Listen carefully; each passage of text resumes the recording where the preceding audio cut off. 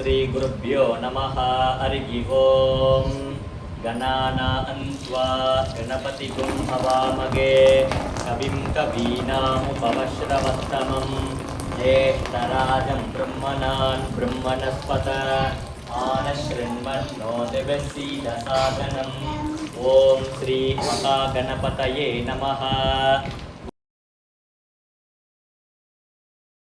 ವಂದೇ ಪಾರ್ವತಿ ಪರಮೇಶ್ವರೌ ಜ್ಞಾನಾನಂದಮಯಂ ದೇವಂ ನಿರ್ಮಲಸ್ಫಟಿಕಾಕೃತಿಂ ಆಧಾರಂ ಸರ್ವವಿದ್ಯಾನಾಂ ಹಯಗ್ರೀವರ್ಮುಪಾಸ್ಮಗೇ.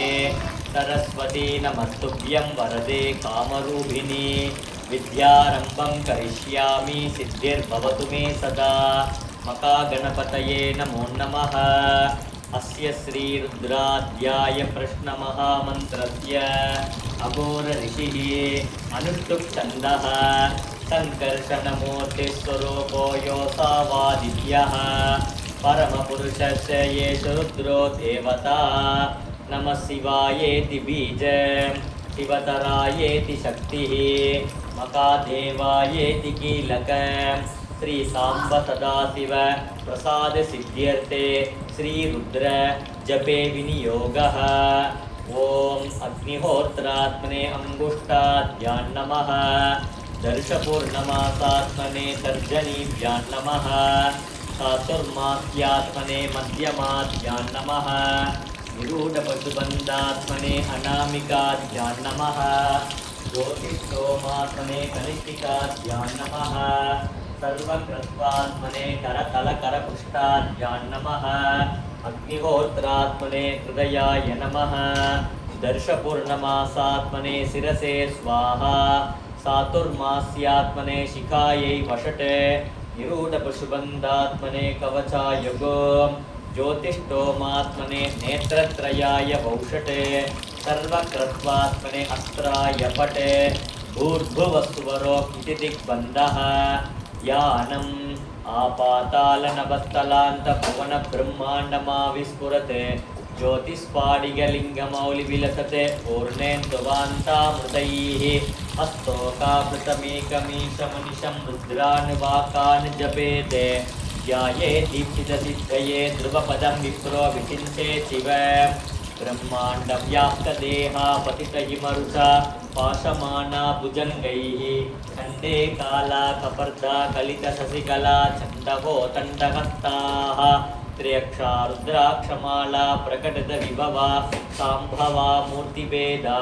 ರುದ್ರಾ ಶ್ರೀ ರುದ್ರ ಸೂಕ್ತ ಪ್ರಕಟದ ವಿಭವ ನ ಪ್ರಯಶ್ಚಂತ ಸೌಖ್ಯಂ.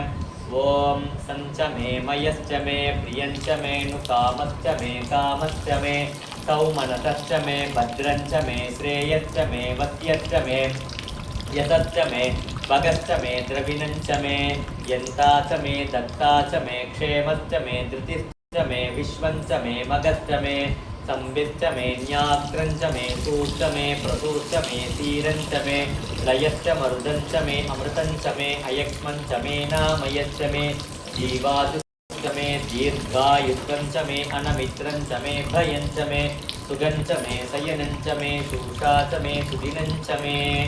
ಓಂ ಶಾಂತಿ ಶಾಂತಿ ಶಾಂತಿಃ. ಓಂ ನಮೋ ಭಗವತೆ ರುದ್ರಾಯ. ನಮಸ್ತೆ ರುದ್ರಮಣ್ಯವ ಉತೋ ತೈಷವೇ ನಮಃ. ನಮಸ್ತೆ ಅಸ್ತು ತನ್ಮನೆ ಬಾಗುಭ್ಯಾಮುತತೆ ನಮಃ. ಯಾ ತೈಷುಃ ಶಿವತಮಾ ಶಿವಂ ಬಭೂವತೆ ಧನುಃ. ಶಿವಾಚರಭ್ಯಾ ಯಾ ತವ ತಯಾನೋ ರುದ್ರಮೃಡಯ. ಯಾ ತೇ ರುದ್ರ ಶಿವಾ ತನೋರಘೋರಾಪಾಪಕಾಸಿನಿ. ತಯಾ ನಸ್ತನುಭಾಷಂತಮಯಾ ಗಿರಿಶಂತಾಭಿಷಾಕಸೀಃ. ಯಾಮಿಷಂ ಗಿರಿಶಂ ತಗಸ್ತೆ ಬಿಭರ್ಷ್ಯಸ್ತವೇ. ಶಿವಾಂಗಿರಿತ್ರತಾಂ ಕುರು ಮಾಗಿಗಂಸೆ ಪುರುಷಂ ಜಗತೆ. ಶಿವೇನ ವಚಸಾ ತ್ವಾ ಗಿರಿಸಾಕ್ಷಾವಧಾಮಸಿ. ಯಥಾ ನ ಸರ್ವಮಿಜ್ಜಗತ ಯಕ್ಷ್ಮಗುಂ ಸುಮನಾ ಅಸತೆ. ಅದ್ಯ ವೋಚಕತಿ ಭಕ್ತಾ ಪ್ರಥಮೋ ದೈವ್ಯೋಭಿಷಕೆ. ಅಗೀಗುಂ ಚ ಸರ್ವಾನ್ ಜಂಬಯನ್ ಸರ್ವಾಶ್ಚ ಯಾತು ಧಾನ್ಯಃ.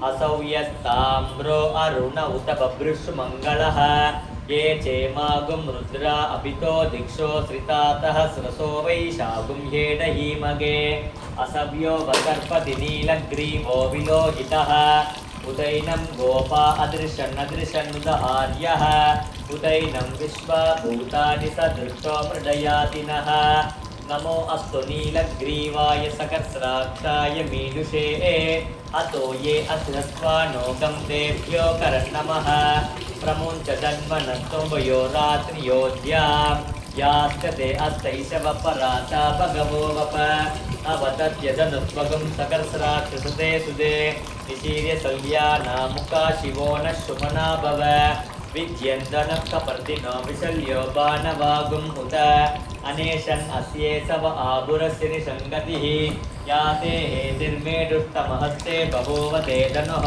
तयास्मान् विश्वदत्वमयक्ष्मया परिभुज नमस्ते अक्त्वायुधाय अनाथताय कृष्णवे उपाभ्यामुदते नमो बाहुभ्यां तव धन्वने हरिते धन्वनो चेतिरस्मान् प्रणक्त विश्वतः अतो ये शुचिस्तवारे अस्मन्निदेहितं संभवे नमः नमस्ते अस्तु भगवन् विश्वेश्वराय महादेवाय त्रयम्बकाय त्रिपुरान्तकाय त्रिकालाग्निकालाय कालाग्निरुद्राय नीलकण्ठाय मृत्युञ्जयाय सर्वेश्वराय सदाशिवाय श्रीमन्महादेवाय नमः हर हर नमः सोमाय च रुद्राय च नमस्ताम्राय च अरुणाय च नमः शङ्खाय च पशुपतये च नमः उग्राय च भीमाय च नमो अग्रे वदाय च दूरे वदाय च नमो अन्त्रे जगनीयसे च नमो वृक्षेभ्यो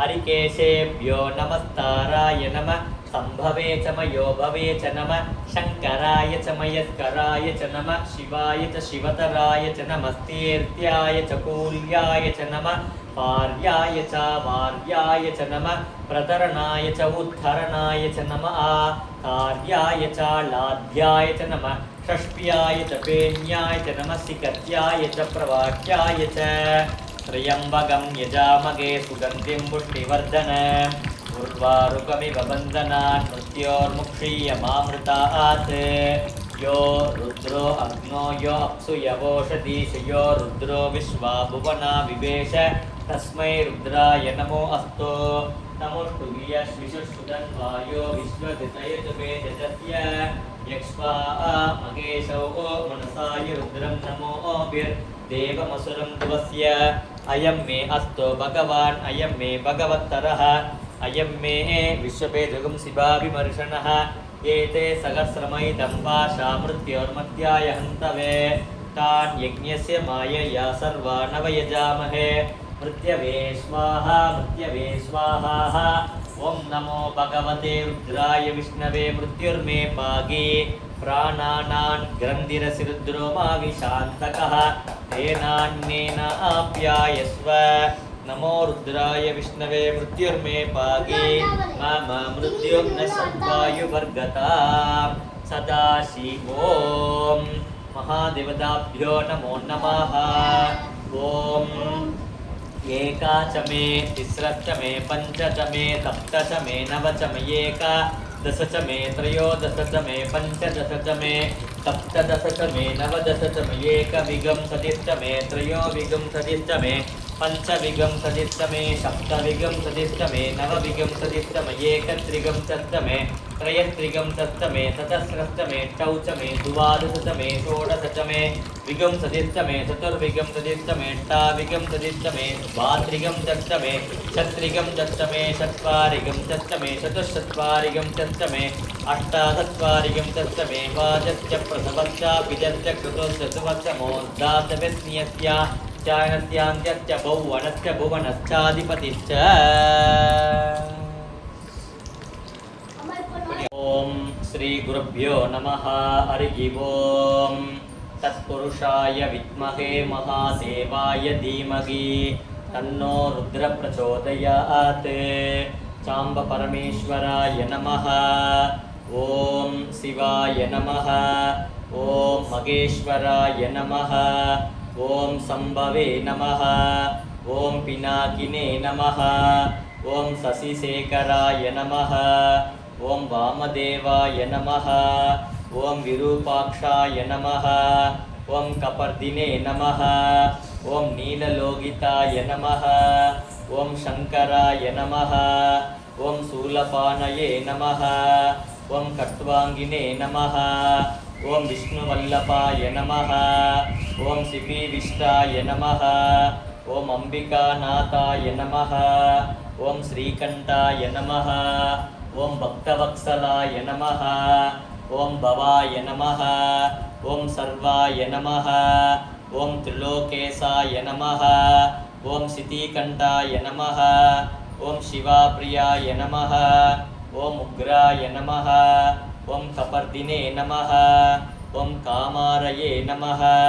ಓಂ ಅಂಧಗಾಸುರಸುಧನಾಯ ನಮಃ. ಓಂ ಗಂಗಾಧರಾಯ ನಮಃ. ಓಂ ಲಲಾಟಾಕ್ಷಾಯ ನಮಃ. ಓಂ ಕಾಲಕಾಲಾಯ ನಮಃ. ಓಂ ಕೃಪಾನಿಧಯೇ ನಮಃ. ಓಂ ಭೀಮಾಯ ನಮಃ. ಓಂ ಪರಶುಹಸ್ತಾಯ ನಮಃ. ಓಂ ಮೃಗಬಾಣಯೇ ನಮಃ. ಓಂ ಜಟಾಧರಾಯ ನಮಃ.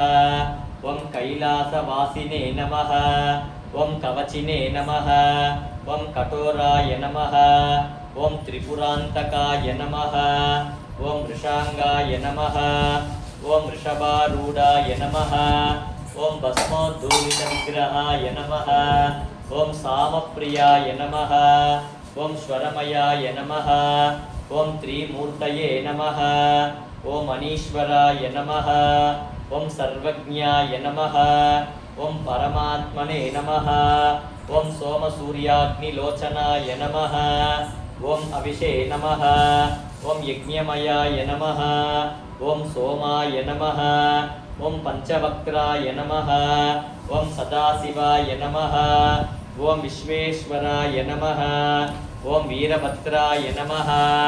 ಓಂ ಘನನಾಥಾಯ ನಮಃ. ಓಂ ಪ್ರಜಾಪತಯೇ ನಮಃ. ಓಂ ಹಿರಣ್ಯರೇತಸೇ ನಮಃ. ಓಂ ದುರ್ಧರ್ಷಾಯ ನಮಃ. ಓಂ ಗಿರಿಸಾಯ ನಮಃ. ಓಂ ಗಿರಿಸಾಯ ನಮಃ. ಓಂ ಅನಕಾಯ ನಮಃ. ಓಂ ಭುಜಂಗಭೂಷಣಾಯ ನಮಃ. ಓಂ ಬರ್ಕಾಯ ನಮಃ. ಓಂ ಗಿರಿಧನ್ವನೇ ನಮಃ. ಓಂ ಗಿರಿಪ್ರಿಯಾಯ ನಮಃ. ಓಂ ಕೃತ್ತಿವಾಸಸೇ ನಮಃ. ಓಂ ಪುರಾರಾಧಯೇ ನಮಃ. ಓಂ ಭಗವತೆ ನಮಃ.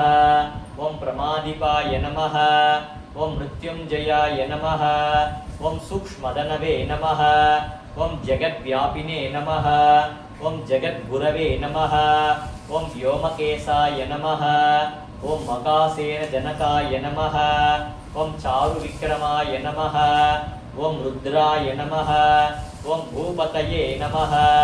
ಓಂ ಸ್ಥಾನವೇ ನಮಃ. ಓಂ ಅಗಿರ್ಬುದ್ನಿಯಾಯ ನಮಃ. ಓಂ ತಿಕಂಬರಾಯ ನಮಃ. ಓಂ ಅಷ್ಟಮೂರ್ತಯೇ ನಮಃ. ಓಂ ಅನೇಕಾತ್ಮನೇ ನಮಃ. ಓಂ ಸಾತ್ವಿಕಾಯ ನಮಃ. ಓಂ ಶುದ್ಧವಿಗ್ರಹಾಯ ನಮಃ. ಓಂ ಶಾಶ್ವತಾಯ ನಮಃ. ಓಂ ಖಂಡಪರಸವೇ ನಮಃ. ಓಂ ಅಜಾಯ ನಮಃ. ಓಂ ಪಾಚ ವಿಮೋಚನಾಯ ನಮಃ. ಓಂ ಮೃಡಾಯ ನಮಃ. ಓಂ ಪಶುಪತಯೇ ನಮಃ. ಓಂ ದೇವಾಯ ನಮಃ. ಓಂ ಮಹಾದೇವಾಯ ನಮಃ. ಓಂ ಅವ್ಯಾಯ ನಮಃ. ಓಂ ಅರಯೇ ನಮಃ. ಓಂ ಭಗನ್ನೇತ್ರಪಿತೆ ನಮಃ. ಓಂ ಅವ್ಯಕ್ತಾಯ ನಮಃ. ಓಂ ದಕ್ಷದ್ವರಾಹಾಯ ನಮಃ. ಓಂ ಅರಯೇ ನಮಃ. ಓಂ ಭೂಷದಂತಪಿತೆ ನಮಃ. ಓಂ ಅವ್ಯಗ್ರಾಯ ನಮಃ. ಓಂ ಸಹಸ್ರಾಕ್ಷಾಯ ನಮಃ. ಓಂ ಸಹಸ್ರಪತಯೇ ನಮಃ. ಓಂ ಅಪವರ್ಗಪ್ರದಾಯ ನಮಃ. ಓಂ ಅನಂತಾಯ ನಮಃ. ಓಂ ತಾರಕಾಯ ನಮಃ. ಓಂ ಪರಮೇಶ್ವರಾಯ ನಮಃ. ಓಂ ಕಾಂಜಿವಾಸಾಯ ವಿದ್ಮಹೇ ಶಾಂತರೂಪಾಯ ಧೀಮಹಿ ತನ್ನೋ ಚಂದ್ರಶೇಖರೇಂದ್ರ ಪ್ರಚೋದಯಾತ್. ಓಂ ಶ್ರುತಿ ಸ್ಮೃತಿ ಪುರಾಣಾನಾಂ ಆಲಯಂ ಕರುಣಾಲಯಂ ನಮಾಮಿ ಭಗವತ್ಪಾದ ಶಂಕರಂ ಲೋಕಶಂಕರಂ ಅಪಾರ ಕರುಣಾ ಸಿಂಧು ಜ್ಞಾನತ ಶಾಂತರೂಪಿಣ ಶ್ರೀ ಚಂದ್ರಶೇಖರಂ ಗುರುಂ ಪ್ರಣಮಾಮಿ ಮುತಾನ್ವಗ. ಓಂ ಪೂಜ್ಯಾಯ ರಾಘವೇಂದ್ರಾಯ ಸತ್ಯಧರ್ಮರತಾಯ ಚ ಭಜಧಾಂ ಕಲ್ಪವೃಕ್ಷಾಯ ನಮತಾಂ ಕಾಮಧೇನುವೇ. ஓம் கண்கண்ட தெய்வமாய் கலியுகத்தில் வாழும் கருணை உள்ளம் கொண்ட மகான் புவனகிரியில் பிறந்த புருஷோ